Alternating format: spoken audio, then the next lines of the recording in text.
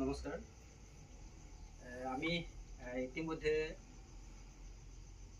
ডিমাপুৰ বৰলেংৰিৰ পৰা বৰ্তমান আমি ডিফু বিৰলাত আহি উপস্থিত হ'লোঁ আৰু ইয়াত আহি আমি আমাৰ লগত বহি আছে ভীম ৰায়।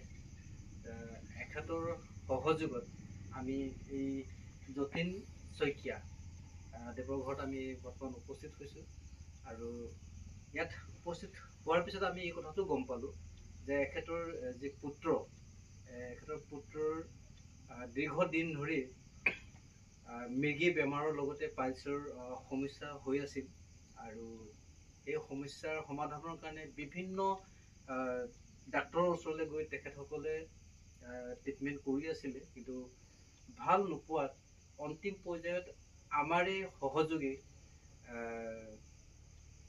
আমাৰ জেমছ গুৰুং আৰু তেখেতৰ লগত আমাৰ তেখেতৰ নাম কি আছিল?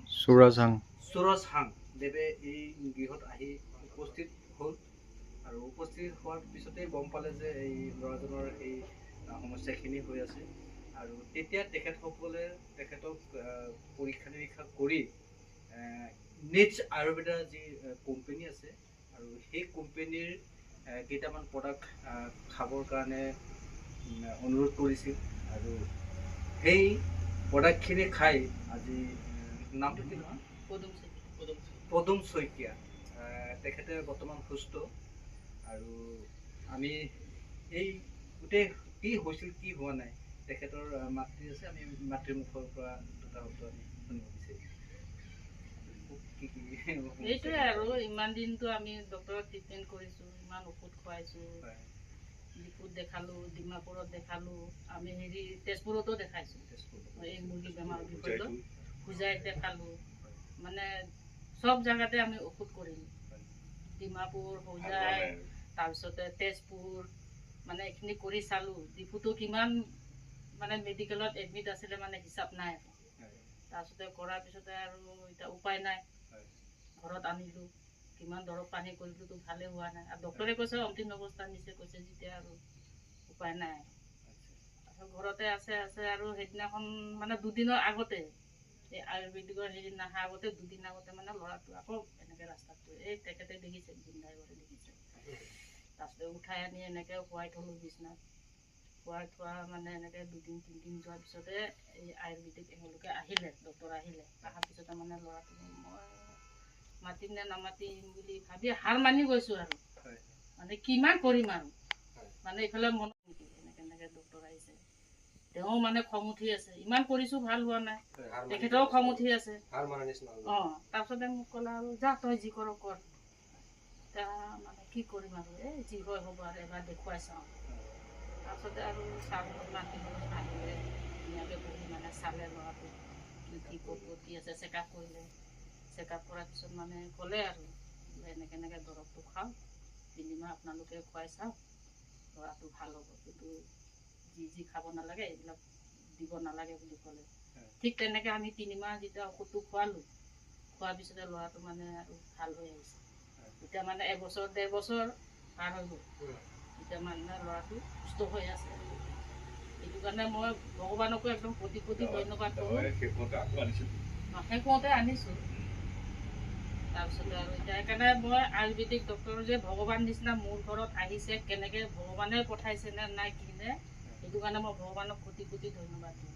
ভগৱানে মানে এনেকুৱা দিন মোৰ দুশ্মনকো নেদেখাওক, এনেকুৱা বেমাৰ কাৰো নহওক। যেতিয়া আপুনি আৰু কিবা মানে অসুবিধা পাইছিলে নেকি? এই কিমানমান বছৰ হৈছিলে ল'ৰাটো এই ট্ৰিটমেণ্ট চলি থকা? মানে আগতে 2021 চনতে তাক আমি মেডিকেলত নিছোঁ, মানে মুৰ্গী বেমাৰটো তাৰ আগৰ পৰা হৈ আছিল। 21ৰ পৰা আৰম্ভ কৰিছিল? 21ৰ পৰা তাৰ আগৰ পৰা মুৰ্গী বেমাৰটো বহুত দিনৰ পৰা হৈ আছিলে তাৰ, কিন্তু পাইলছৰটো মানে এই 2021 চনতে হৈছিল। পাইলছৰ মানে 2012 চনৰ মানৰ পৰাই মানে মুৰ্গী বেমাৰ তাৰপিছতে এনে মানে গাঁৱলীয়া ঔষধ চৌষধ যোনে যি কৈছে চব কৰি চালোঁ, ডক্টৰে যি ঔষধ দিছে, মানে তেজপুৰত নিছোঁ, মানে তাতো মানে ল'ৰাটো অৱস্থা নাই। গাড়ী ৰিজাৰ্ভ কৰি লৈ গৈছোঁ, কিমান টকা খৰচা কৰিছোঁ, ডিমাপুৰত নিছোঁ, গোটেই মানে তাৰ কি কয় এইটো যে এনেকৈ সোমাই এইটো কি চিটি স্কিন কৰালে কিবা কিবি কৰালে চব মানে কৰালে আৰু ঔষধ যেনেকৈ কৰিছে তেনেকৈ ঔষধ দিছে খুৱাই আছোঁ ভালেই নহয়। এতিয়া দৰৱ বুলি কওঁতে আপোনাৰ এইটো হৈ গ'ল আপোনাৰ মাইগ্ৰেন কেপচুল, এইটো আপোনাৰ ডিটক্স কেপচুল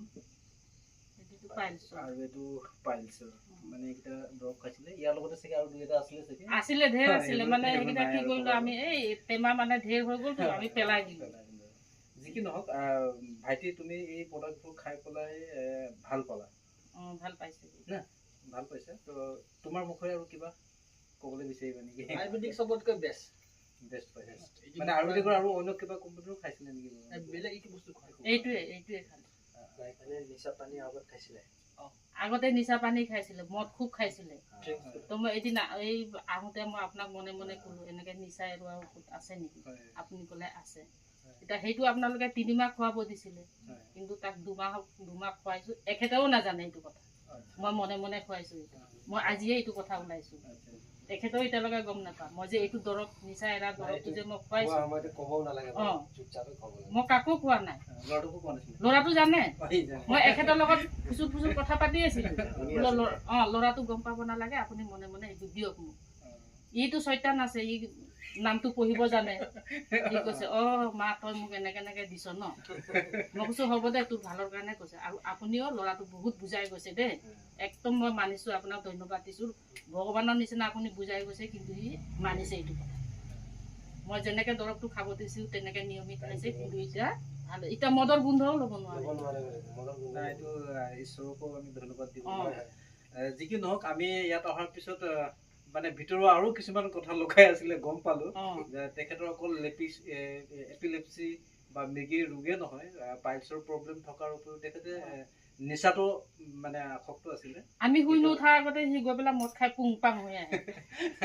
আৰু এই গোটেই সমস্যাখিনি আজি নিজ আয়ুৰ্বেদাৰ এই প্ৰডাক্টখিনি খাই তেখেতে মানে ভাল পাইছোঁ বুলি কোৱাত আমিও গৌৰৱান্বিত। আৰু আমিও ফুৰিবলৈ আহি কথাখিনি গম পালোঁ। আমি কাম কৰি আছোঁ হয়, কিন্তু ফুৰোতে ইয়াত আমি আহি উপস্থিত হ'লোঁ। যি কি নহওক আপোনালোকে এই যে ধৰক নিজ আয়ুৰ্বেদাৰ খাই বৈ যি ৰিজাল্ট পালে, আমাৰ বাকী দৰ্শকসকলকো ইয়াৰ বিষয়ে কিবা ক'ব বিচাৰে নেকি? ভৱিষ্যতে যেন কাৰোবাৰ যদি এনেকুৱা ধৰণৰ বেমাৰ আছে, আমাৰ এইখিনি আয়ুৰ্বেদিক মেডিচিন খোৱাটোৱে ভাল হ'ব।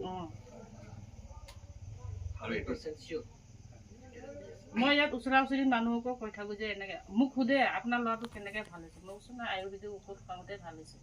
ইমান ডক্টৰ দেখাইছোঁ।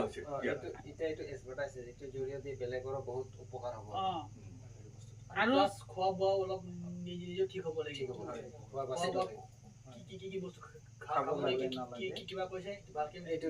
সি কিন্তু মানিছে দেই, মানিছে। এনে তাৰ মুখখনটো লাওপাত কুচুপাত আছিলে, যেতিয়া ডক্টৰে কৈছে এনেকৈ খাব লাগিব, সি মই বনাও নহয়, সি এনেকৈ চাব মা কি বনাইছো, এনেকৈ খাব নালাগে দেই বাবা, নেখায় সি।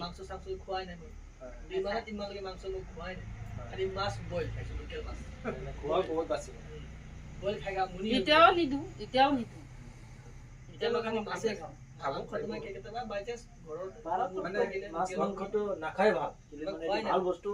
ব্ৰইলাৰ চইলাৰ আমাৰ ইয়াত নাখায়, কেতিয়াবা লোকেল মুৰ্গী আমাৰ কাটিলে।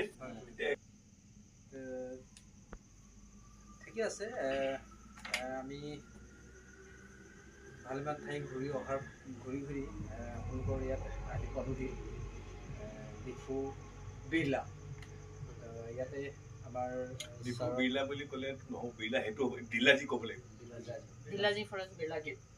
বিৰলা গেট বুলি ক'লে নহ'ব, ডিলাজী বুলি ক'লে হ'ল। ডিলাজী বিৰলা ডিলাজী ক'লে এইখিনি জেগা বুজি পাইছো। মানে আচলতে কি হয়, মই প্ৰথম আজি আহি ইয়াত আহিছোঁ, জেগাডোখৰ ইমান ভালকৈ নাজানো। কি নহওক আমি এই নিজ আয়ুৰ্বেদৰ লগত জড়িত হৈ আমি এই ঠাইতে আহি উপস্থিত হৈছিলোঁ। ইয়াত অহাৰ পিছতে এখেতৰ যোগেদি আমি এটা খবৰ পালোঁ, আৰু খবৰটো পোৱাৰ পিছতে আজি আমাৰ এই যতীন চেতিয়াদেৱৰ ঘৰত আমি উপস্থিত হ'লোঁ। আৰু তেখেতৰ পুত্ৰৰ যি সমস্যা কিছুমান আছিলে, বিশেষকৈ তেখেতৰ মৃগী বেমাৰত আক্ৰান্ত আছিলে, এপিলেপচি যি কোৱা হয়, আৰু লগতে তেখেতৰ পাইলছৰ সমস্যা আছিলে। আৰু কথা পাতোতে পাতোতে গম পালোঁ তেখেতে নিচাটো খুব আসক্ত আছিলে।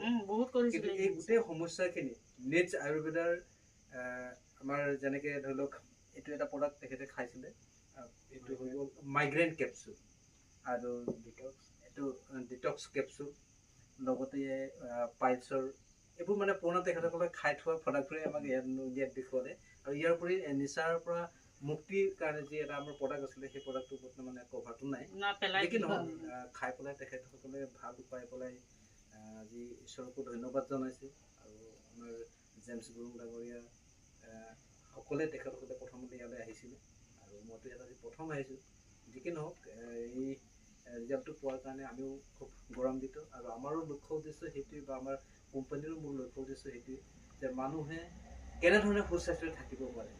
কাৰোবাৰ কিবা সমস্যা হ'লেতো ঔষধ খাব লাগিব, আৰু ঔষধ নোখোৱাকৈও যে আমি কিছুমান মানে সজাগতাৰ জৰিয়তে যে আমি স্বাস্থ্য ভালে ৰাখিব পাৰোঁ, সেয়াই হৈছে আমাৰ কোম্পানীৰ মূল লক্ষ্য উদ্দেশ্য। গতিকে আমি ইয়াত উপস্থিত হ'লোঁ, আৰু এই যিখিনি আমি গম পালোঁ ভাল লাগিছে। ধন্যবাদ।